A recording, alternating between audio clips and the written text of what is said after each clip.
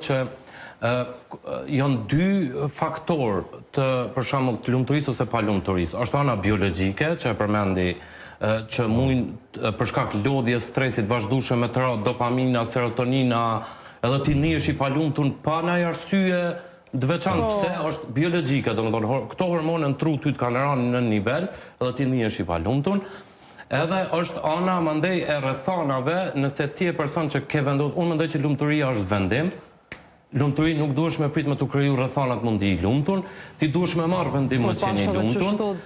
Duhesh me marr vendim me qenë i lumtur, po kësaj duhet mi paraprit 3 elemente që mendoj janë bazike për me qenë dikush i lumtur.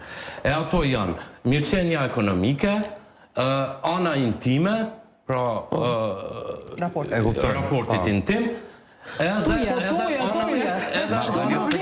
ana profesionale. Do më thonë, 3 elemente, ana intime, ana profesionale edhe ana materiale janë këto 3 elemente që janë baza që ti me marrë vendim me qenë i lumtur. Dikush i ka dhe të 3-jat, e s'është i lumtur se s'ka marrë vendim me qenë i lumtur.